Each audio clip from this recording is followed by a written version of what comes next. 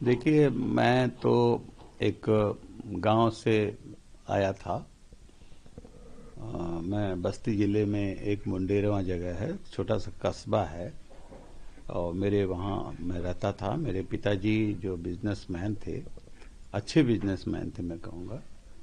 और हम लोग तो यही चाहते थे कि हम उसी बिजनेस में हम भी कंटिन्यू करें। लेकिन मेरे पिताजी ने कभी नहीं चाहा कि हम लोग वो बिजनेस करें। और उन्होंने मुझे पढ़ने के लिए रादर बेबस किया कि पढ़ोगे और पढ़ लिख के अच्छे नौकरी करोगे। डॉक्टर, उनकी इच्छा थी डॉक्टर बनाने की। तो हम तो उन्हीं की इच्छा के अनुसार शुरू की। मेरी प्रारंभिक शिक्षा तो वहीं मुंडेरवा में ही हुई, 8 तक। फिर 10 तक खलीलाबाद से हुई। फिर उसके बाद उन्होंने मुझे क्रिश्चियन कॉलेज की। मेरे मेरे बड़े भाई जो एमएस सर्जरी थे, वो इस वक्त यहाँ पढ़ रहे थे केजीएमसी में। ऑलरेडी वो सेलेक्ट हो चुके थे। तो उन्होंने कहा भाई इसको लखनऊ ले जाओ। तो मैं क्रिश्चियन कॉलेज आया और क्रिश्चियन कॉलेज से मैं केजीएमसी में पीएमटी में सेलेक्ट हो गया। यही जर्नी। उसके बाद तो मैं एमडी किया मैंने।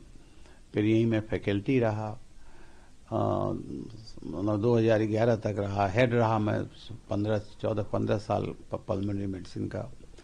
फिर मैं डायरेक्टर बना institute of medical sciences Saifai का। और वहाँ से मैं अल्टीमेट, मेरी डेस्टिनेशन जो है वो पटेल चेस्ट इंस्टीट्यूट, जो चेस्ट का सबसे बड़ा इंस्टीट्यूट है कंट्री का, उसका मैं डायरेक्टर बना। और वहाँ मैं 2015 से जब मैं सुपर एनुएट हुआ पटेल चेस्ट से, तब से मैं एरा लखनऊ मेडिकल कॉलेज में पिछले 10 सालों से मैं कार्यरत हूँ। मैंने कहा ना कि डॉक्टर बनने का शौक तो मुझे शुरू में नहीं था, लेकिन जब पिताजी की इच्छा के अनुसार से मैं डॉक्टर बना। लेकिन एक बार बना तो मेरे मन में ये, जैसे हमारा जो ट्यूबरकुलोसिस का ब्रांच था वो बहुत अच्छा डेवलप नहीं था। हमारे टीचर लोग हमसे बहुत अच्छे थे, लेकिन अनफॉर्चुनेटली वो ट्यूबरकुलोसिस के नाम से ही जाना जाता था। फिर हमें सौभाग्य मेरा मिला कि 89 में हम जापान गए लगभग 3 महीने के लिए। और वहाँ जाके मैंने वर्ल्ड के बेस्ट चेस्ट हॉस्पिटल में 3 महीना काम किया, टोक्यो और ओसाका में। वहाँ जाके सीखा कि भाई चेस्ट मेडिसिन होती क्या है, पल्मोनरी मेडिसिन को कैसे आगे बढ़ाया जाए। तो मैंने वहाँ से, मैं 90 में लौटा था। 90 से मैं अनवरत 2011 तक मैंने अपने विभाग को पल्मोनरी मेडिसिन के नाम से जाना जाता है, उसका काम भी उस तरह कराया। और जो भी टीबी चेस्ट से जो पल्मोनरी मेडिसिन, और अब तो पल्मोनरी क्रिटिकल मेडिसिन हो गया, 2 विभाग केजीएमसी में मेरे ही स्टूडेंट्स हैं दोनों। मुझे बड़ा सौभाग्य है मेरा। और मुझे दोनों बहुत अच्छी तरह से दोनों विभाग चला रहे हैं। तो मुझे बड़ी खुशी है कि जापान की ट्रेनिंग ने मुझे इतना मोटिवेट किया कि हम कहाँ हैं, कैसे हैं, हम तो कुछ कर ही नहीं पा रहे हैं। तो वो मुझे बड़ी खुशी है कि मैं पूरे देश को मतलब ये गाइड दे सका कि कैसे टीबी चेस्ट से इसको पल्मोनरी मेडिसिन और पल्मोनरी क्रिटिकल केयर, अब तो इंटरवेंशनल मेडिसिन भी पल्मोनरी आ गई है। तो मुझे बड़ी खुशी होती है। एक और खुशी होती है कि जो हमारे स्टूडेंट्स हैं वो पूरे इंडिया में तो फैले ही हैं, पूरे वर्ल्ड में फैले हैं।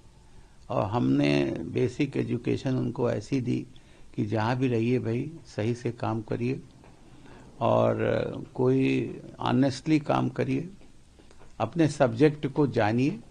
और ये अगर 3 गुण हैं आप में तो आपको कोई प्रोग्रेस करने से रोक नहीं सकता। और ये गुण माने सिर्फ पढ़ाए नहीं, ये गुण माने पहले अपने में, जैसे कहते ना कि पहले गुड़ किसी का बंद करना है तो पहले अपना गुड़ बंद करो। तो ये गुण माने अपने में। और ये इसका सारा श्रेय हमारे केजीएमसी को, पहले जो हमारे जो इनिशियल टीचर्स भी बहुत अच्छे थे जहाँ हमने भाई। फिर केजीएमसी के उस समय तो टीचर बहुत ही अच्छे होते थे और उनसे सीखा। और फिर मैं दिल्ली गया, कई जगह रहा, वहाँ भी सीखा। तो ये सीख हमें उन्हीं की वजह से मिली। और जो मुझे अवार्ड, कल जब मुझे लगभग 11 बजे मिनिस्ट्री ऑफ होम से मेरे पास फोन आया कि आपको पद्म श्री के लिए सेलेक्ट कर लिया गया, तो मेरे को कहना नहीं चाहिए, मेरे को आंसू बहुत मुश्किल से आते हैं, लेकिन मेरे आंखों से आंसू जब मैंने अपनी वाइफ और अपने बेटे, अभी जो निखिल हैं जो आरएमएल में प्रोफेसर हैं, और उनकी और निखिल की वाइफ को बताया तो मेरे आंखों से आंसू गिर रहे थे। तो मैंने जाना कि कभी कभी खुशी भी आपको रुला देती है। और मैं हमेशा कहता हूं कि बहुत से मेरे किताबें हैं, बहुत से मेरे यूट्यूब्स हैं, कि भाई अपने काम को अंजाम दीजिए, यही सबसे बड़ी पूजा है, यही सबसे बड़ा धर्म है। अपने काम में आप निपुण होंगे तो आपको कोई इंसान आपको रोक नहीं सकता। सर, आपका 45 साल का जो योगदान रहा, उस योगदान के बीच कौन सी ऐसी एक भूमिका रही जो देखने को मिली उतार चढ़ाव की? देखिए, जब मैंने एमडी कर लिया तो यहाँ कोई लेक्चरर की पोस्ट नहीं थी, तो मेरे लेक्चरर की पोस्ट नहीं थी, तो 4 साल में प्रोविंशियल हेल्थ सर्विसेज में रुद्रपुर में रहा, पीएससी हॉस्पिटल था। मेरे को बड़ी चिंता होती थी, मेरा अब कोई पोस्ट आएगा तभी तो होगा, और मेरे को ये सौभाग्य मिला, पोस्ट आई और पोस्ट पे मैं सेलेक्ट हुआ। और मैं जब मैं विभाग में आया था तो मेरे सभी टीचर थे, मैं ही एक स्टूडेंट था, इसीलिए मैं लगभग 14-15 साल में हेड रहा, क्योंकि मेरे टीचर जब सब रिटायर हो गए तो मैं हेड बना, और मैंने कोशिश करी कि विभाग को आगे से आगे बढ़ाया जाए। हाँ सर, एकाएक जिस तरीके से आपकी जिंदगी का मूवमेंट बदला, पिता किसी के बाद आप किसान रहे, फिर डॉक्टर बने, फिर अब आप पद्मश्री से नवाजे जा रहे हैं, इसके को लेकर के जो आपके परिवार की बात की जाए, आप डॉक्टर लाइफ में आने के बाद क्या कुछ एक नया मूवमेंट रहा जिसको लेकर के जो है अपने बेटे को भी एकाएक मेडिकल लाइन में ले आए? नहीं, देखिए, ये सवाल बहुत लोग पूछते हैं। मेरे बेटे, एक बेटा एक बेटी है, दोनों डॉक्टर हैं। अक्सर लोग पूछते हैं कि डॉक्टर के बच्चे डॉक्टर बनना कम पसंद करते हैं, तो मैंने शायद उन बच्चों ने ये देखा, मेरी लाइफ को देखा कि मेरी लाइफ बहुत ही अच्छी तरह से गुजर रही है और कोई परेशानी नहीं है, तो इसीलिए इन बच्चों ने स्वयं डॉक्टर बनने की इच्छा जाहिर करी और स्वयं सेलेक्ट हुए और डॉक्टर बने। अब मेरा बेटा तो इस वक्त प्रोफेसर है आरएमएल इंस्टीट्यूट मेडिसिन डिपार्टमेंट में। आपकी लाइफ जिस तरीके से निचले स्तर से किसान से जो है एकाएक बड़े सीनियर डॉक्टर के रूप में आई, और इस बीच जो बात की जाए, आपके कई स्टूडेंट भी रहे, तो उन स्टूडेंट को क्या कुछ आपने जो है सुझाव दिए कि इस लाइन को आगे ले जाया जाए और अच्छे मुकाम पे पहुंचा जाए? नहीं, सुझाव मैं हमेशा यही देता हूं, अपना काम को आप सही से अंजाम दीजिए और सही से मरीजों से बात करिए। आजकल बड़ी प्रॉब्लम हो रही है, मरीजों की शिकायत है कि डॉक्टर साहब लोग तो सुनते ही नहीं, बात ही नहीं करते हैं।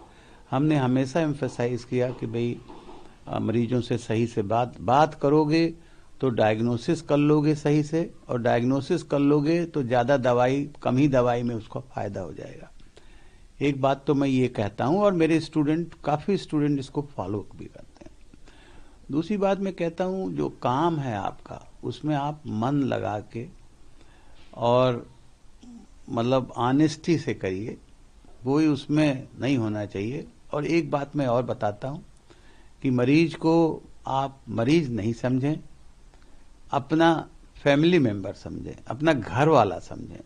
जब आप ये समझेंगे तो मरीज को आप ठीक भी कर पाएंगे और आपको मरीज भी लाइक करेगा। मैं तो देख रहा हूं, अब मैं तीसरी जनरेशन के मरीज देख रहा हूं। 50 साल हो गए मुझे इस फील्ड में। कई मरीज आते हैं, कहते हैं साहब हमने तो, हमारे बाबा ने हमसे आपसे इलाज कराया था, फिर मेरे पिताजी ने कराया, अब मैं साहब उनका बेटा हूं। तो 3 जनरेशन का इलाज हम लोग चेस्ट डिजीजेस का कर रहे हैं। और ये हमेशा मैं कहता हूं कि मरीजों को बेगाना मत समझिए, अपना समझिए, तो मरीज भी आपको अपना ही समझेगा और आपको बहुत मदद करेगा। अब आप पद्मश्री अवार्ड से नवाजे जा रहे हैं, तो इसको लेकर क्या कुछ आपके पल हैं इस वक्त के? देखिए, मन में खुशी तो मैंने आपको बताया कि मैं पहली बार रोया जब मुझे पता लगा, और अभी भी मैं रुका नहीं हूं, और अभी भी लोग मुझे यही कहते हैं कि आप इस उम्र में इतना काम कैसे कर लेते हो। काम करने की इच्छा है। और एक बात और मैं कहना चाहता हूं, जो कहता भी रहता हूं, कि अपने सेहत के प्रति आप हमेशा ध्यान करिए। डॉक्टर ही अगर बीमार हो जाएगा तो फिर आगे क्या कर पाएगा।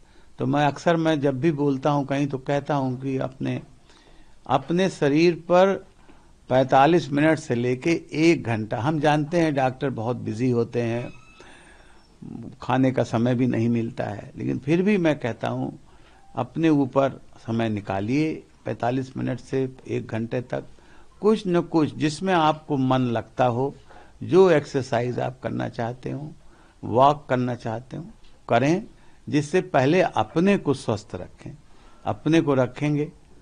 और एक आखिरी बात मैं और कहना चाहता हूं, आप कुछ भी बन जाइए, जो मेरे बारे में थोड़ा मशहूर है कि डॉक्टर साहब ने जमीन नहीं छोड़ी, वही जहां जैसे थे डायरेक्टर बन गए, क्या क्या नहीं बन गए, लेकिन अपनी जमीन को उन्होंने कभी नहीं छोड़ी।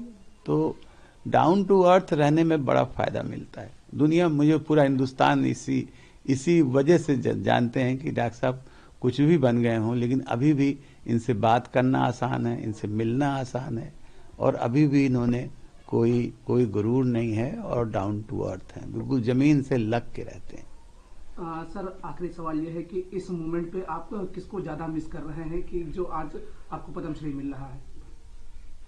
अब देखिए, मेरे पिताजी की तो डेथ 85 के एज में हुई, सबकी डेथ होती है, लेकिन मैं उनको बहुत ज्यादा मिस कर रहा हूँ, क्योंकि ये उन्हीं की इच्छा थी कि मैं डॉक्टर बनूं।